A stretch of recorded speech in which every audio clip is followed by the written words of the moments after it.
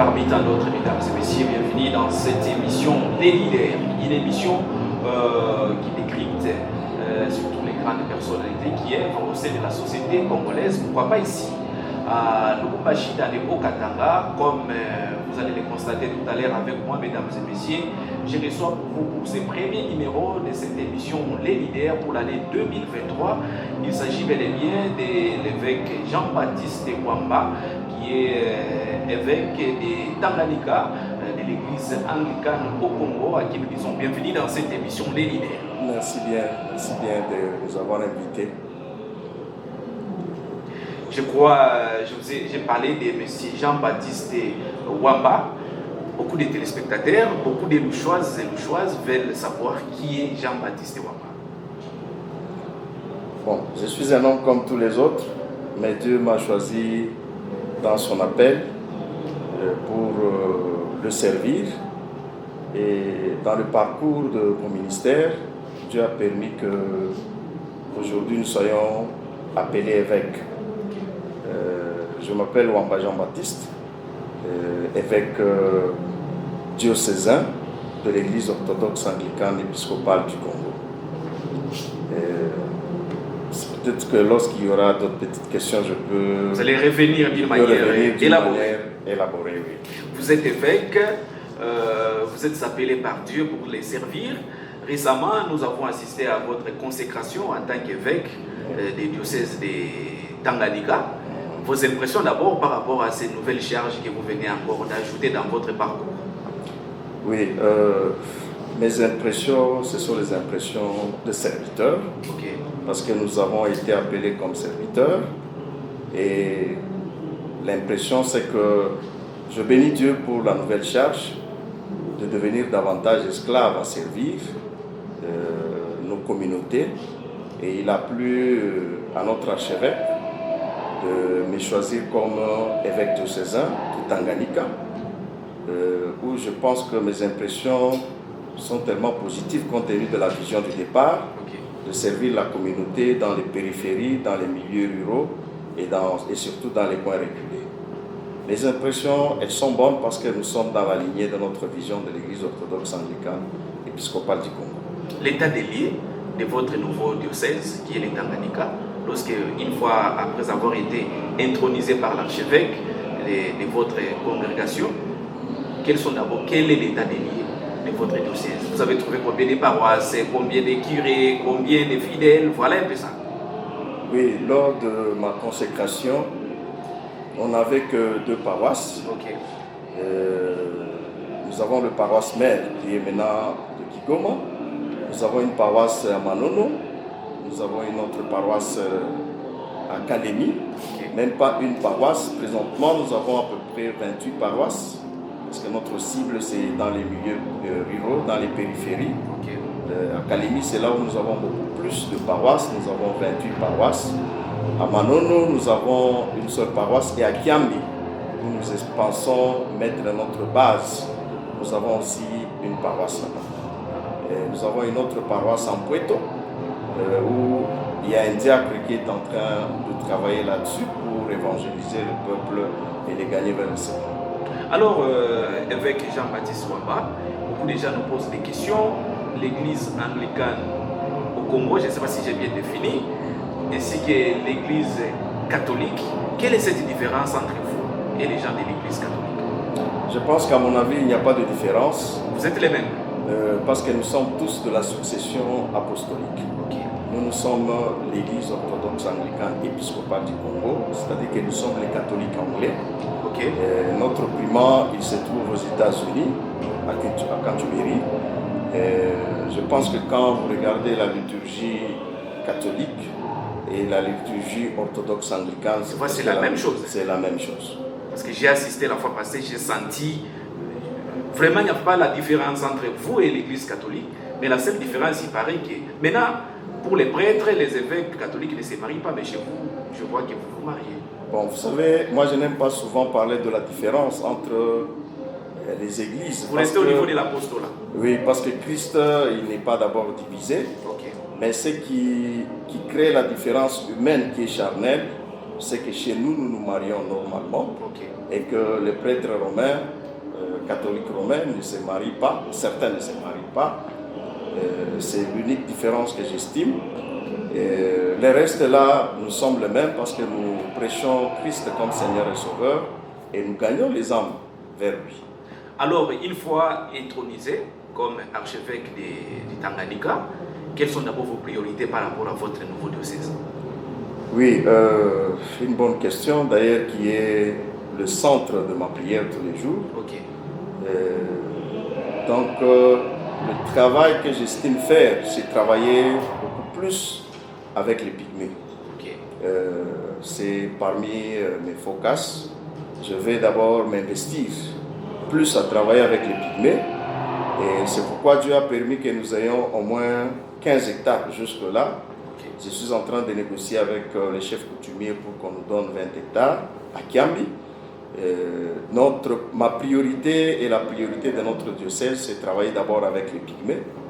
Parce que lorsque Christ a laissé la grande commission, il a dit aller partout dans le monde, baptiser, prêcher la bonne nouvelle dans le nom du Père, du Fils et du Saint-Esprit et enseigner-leur ce que je vous ai prescrit. Moi, j'estime, dans cette nouvelle vision avec Tanganyika, d'aller exhorter le peuple pygmée, que nous appelons les Bambote, les amener au Seigneur. Jusque-là, il y a un prêtre qui travaille dessus. Nous avons 50 pygmées dans notre site, déjà bien maîtrisés. Bien maîtrisés. Et puis, les autres pygmées, ils ne font que venir et rentrer. Ma prière de tous les jours et la prière de notre diocèse, c'est que nous puissions en gagner davantage. Comme il y a 50 déjà qui sont stabilisés, il y a les paroisses qui constituent notre diocèse, qui font des petites cotisations pour les habits, parce qu'ils ont besoin quand même des habits et ils ont besoin de petites choses à manger. Nous travaillons à petits pas pour avoir un peu à quoi survenir aux besoins de ce peuple-là. C'est vraiment ça notre objectif cette année. Et nous prions pour que le Seigneur lui-même, qui est le maître de son œuvre, puisse nous aider à franchir cette partie de pygmée et les gagner davantage. Merci beaucoup. Les téléspectateurs ont suivi vraiment parmi vos priorités. Vous avez beaucoup plus axé sur la récupération des pygmées au sein de votre paroisse, surtout en tant qu'évêque de cette partie de la République démocratique du Congo. Alors, M. Jean-Baptiste, vous êtes un homme à multiples casquettes. Aujourd'hui, vous êtes évêque du diocèse de Tanganyika, mais nous voyons quelque part dans la société où vous œuvrez avec comment on peut appeler les enfants démunis, les enfants délaissés, que nous appelons communément les Chégués. Et ces derniers, vous les avez récupérés afin que vous puissiez leur accorder encore un sourire dans la vie. Quel est le secret que vous appliquez pour parvenir à ramener ces enfants-là? Merci, c'est une question qui me va tout droit au cœur. Dieu appelle les hommes. Dieu appelle ses serviteurs de plusieurs manières. Mais en ce qui me concerne, Dieu m'a appelé à travailler beaucoup plus avec les personnes vulnérables. Et c'est ce qui entre beaucoup plus dans la vision qui est la vision personnelle. Parce qu'en fait, nous avons la vision globale que Dieu lui-même a commencé. Il a transmis à son Fils Jésus-Christ. Et par Jésus-Christ, la même vision est allée aux apôtres. Et les apôtres aujourd'hui, nous partageons la même vision. Donc, dans ma vision, c'est de travailler avec les personnes vulnérables. Parce que je crois que Christ, il a été serviteur. Et moi, ma façon de servir, c'est de travailler avec les vulnérables. Je suis basé beaucoup plus dans la communauté de Kigoma, à cheval avec le quartier Kabecha. Tout là, vous êtes beaucoup connu, hein? Oui, là, très connu. Je suis là depuis 2005, depuis que j'ai quitté la mission à l'université de Livingstone, à Malawi. Je suis implanté à Kigoma, où je fais des petites activités avec les personnes vulnérables. En 2005, je pense que quand je suis arrivé dans cette communauté-là, il n'y avait pas d'eau, il n'y avait pas d'eau. Dieu a permis, par son concours, on a eu à travailler avec Vision Mondiale, on a ramené de l'eau. J'ai eu à travailler beaucoup plus avec l'UNICEF. Nous avons commencé l'activité de rattrapage scolaire, c'est-à-dire que dans cette communauté-là, cette période-là, vous pouvez trouver facilement un enfant de 13 ans, 14 ans, il n'allait pas à l'école. Nous avons eu la grâce de commencer le rattrapage scolaire, d'ailleurs qui a été bien accueilli par le gouvernement. Et en plus de rattrapage scolaire, on a travaillé avec les filles mères, nous avons travaillé avec les enfants de la rue et les enfants dans la rue. Donc, dans notre parcours, vous trouverez que c'est beaucoup plus avec les vulnérables que nous travaillons.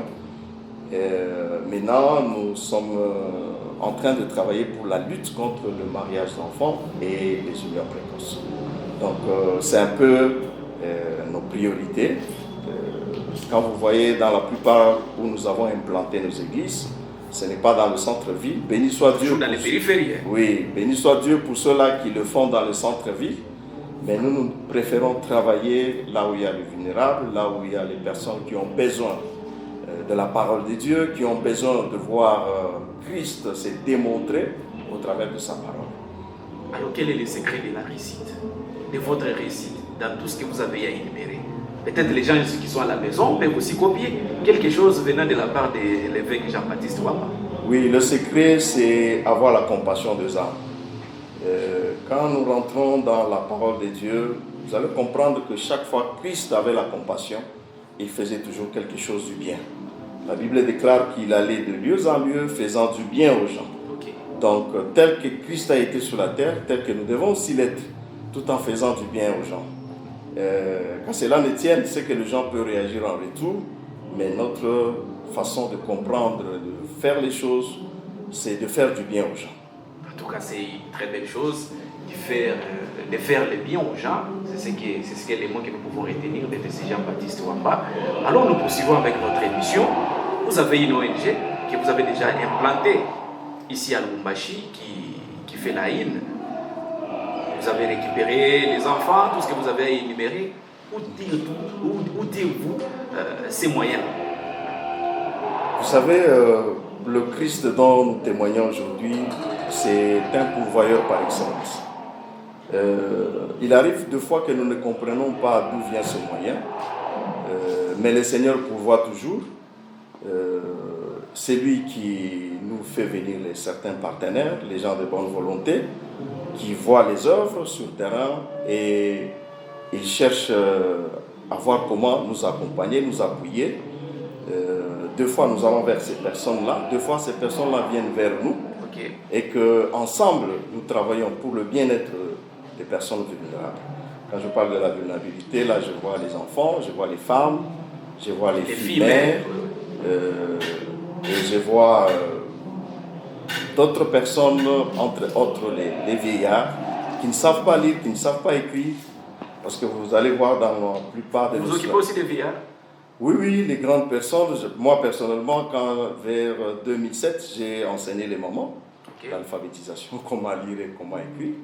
J'ai oublié ma casquette de vicaire général.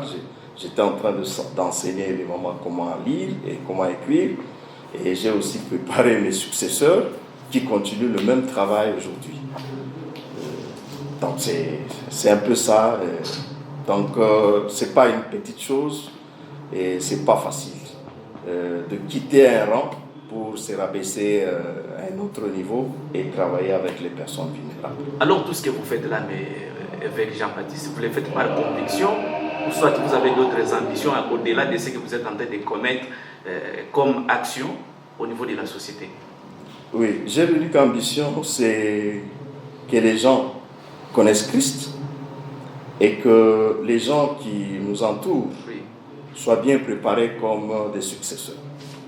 Je bénis Dieu parce que le feu Alphonse Onfika, notre archevêque, pendant que j'étais sur ses pieds, il ne faisait que me préparer tous les jours.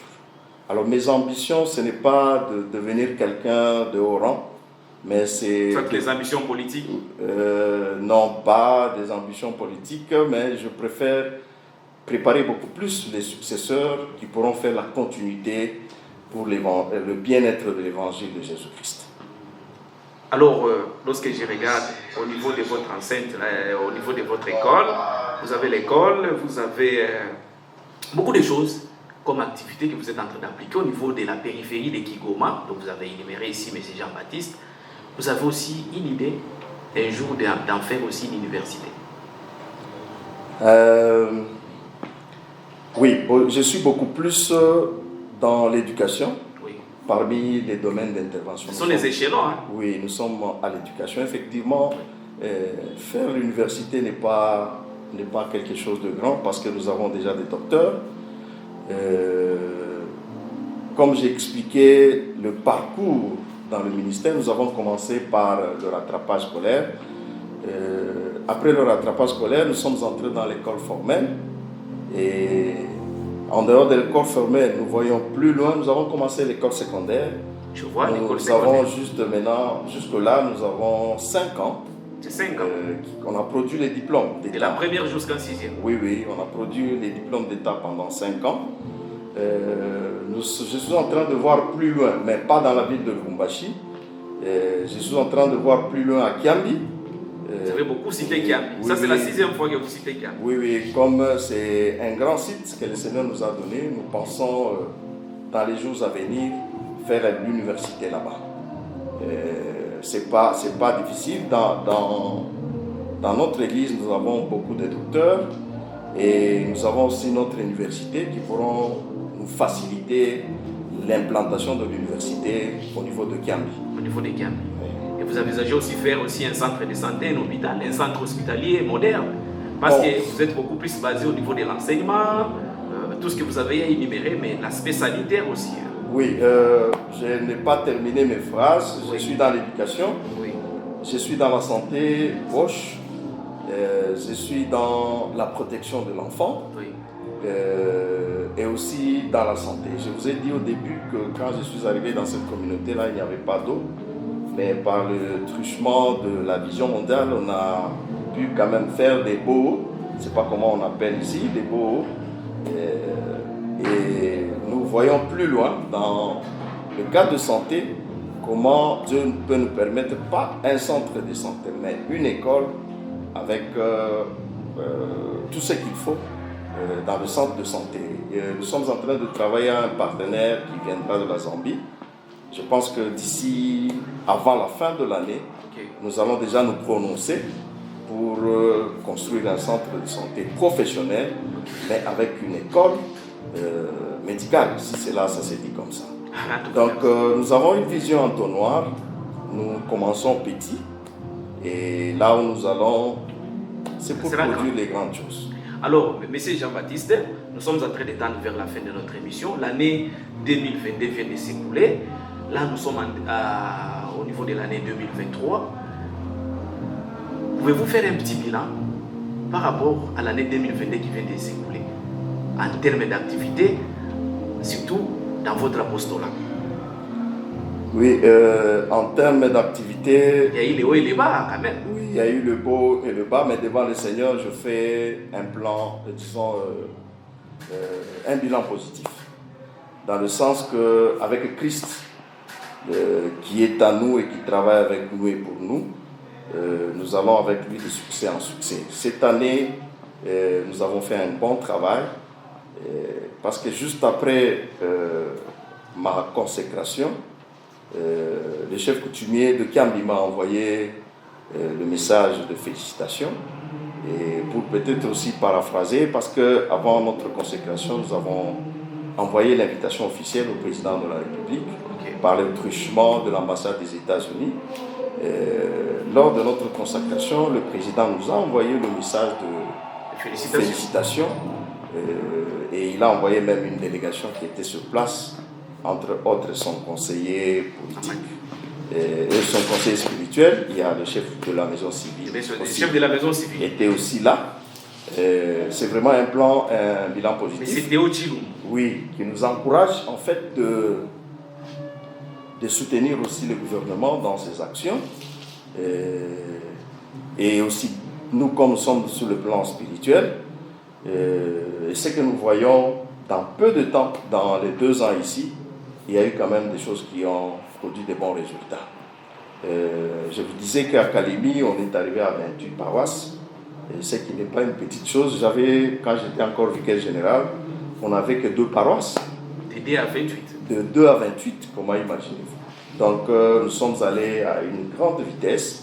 C'est pourquoi je suis en train de voir des choses d'une manière positive pour que l'année qui commence, 2023, et avec le Seigneur, nous allons faire encore des exploits. Alors, un message particulier que vous pouvez lancer à toute la population louchoise qui est en train de vous suivre sur Golgotha Télévision, qu'est-ce qu'elle peut retenir de vous, surtout lors de votre passage ici à Golgotha? Vous avez la caméra. Oui, merci pour la population qui nous suit. Nous disons seulement que nous sommes serviteurs. Dans les domaines d'intervention où nous sommes beaucoup plus sur le plan social. Nous demandons aux communautés, parce que pour le moment, dans le nouveau projet que je suis en train d'exercer ou de travailler, je ne suis qu'à Kampemba. Il y a le nouveau prophète qui est notre patron de soutien pour cette année, avec le projet de prise en charge des enfants et des enfants vulnérables dans la lutte contre le mariage d'enfants et les unions précoces. Ce que nous pouvons demander à la communauté, c'est leur accompagnement. Et vous savez, ce que nous faisons, ce n'est pas pour nous, mais nous le faisons pour la gloire du Seigneur. Et nous demandons aussi aux communautés, pour les gens de bonne volonté, qui veulent accompagner cette vision, de travailler avec les vulnérables, de venir nous soutenir. Et aussi aux autorités politico-administratives, de mettre aussi l'œil sur le travail que nous faisons. Un message aussi de fait à toutes les personnes qui vous sont chères. Oui, à toutes ces personnes qui nous sont chères, je dirais seulement que nous sommes des serviteurs, nous ne sommes pas des chefs.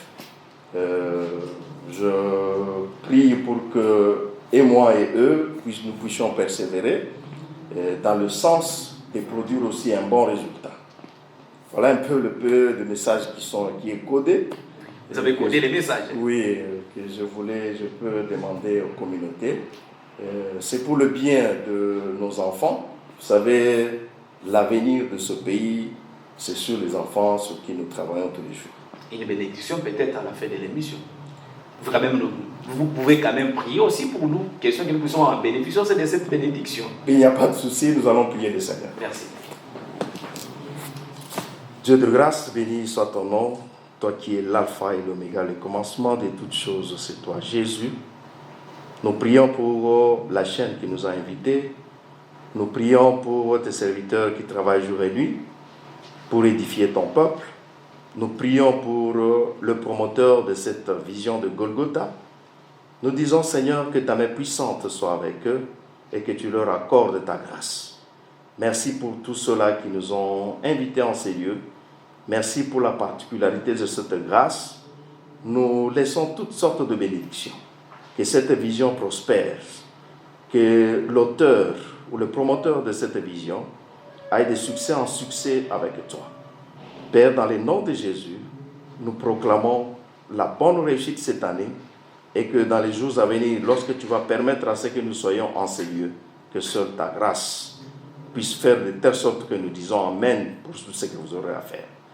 Béni soit ton nom, toi qui es l'alpha et l'oméga, le commencement de toutes choses chez toi, Jésus. C'est en toi que je viens de prier, dans le nom du Père, dans le nom du Fils et du Saint-Esprit. Amen. Amen. Merci. C'est par ici que nous mettons un terme à cette émission, les leaders, mesdames et messieurs. Vous étiez nombreux en train de la suivre. J'avais le réel plaisir de recevoir pour vous sur ces plateaux pour la première fois l'évêque du diocèse de Tanganyika de l'église anglicane au Congo. Il s'agit bel et bien de M. Jean-Baptiste Wamba, qui nous disons merci d'avoir accepté à notre invitation. Je vous remercie aussi. Simon Kankolongo et Raf Kassongo étaient derrière les caméras. Trésor Massanka, c'était moi. D'ici là, portez-vous bien surtout, meilleur vœu chez vous. À très vite.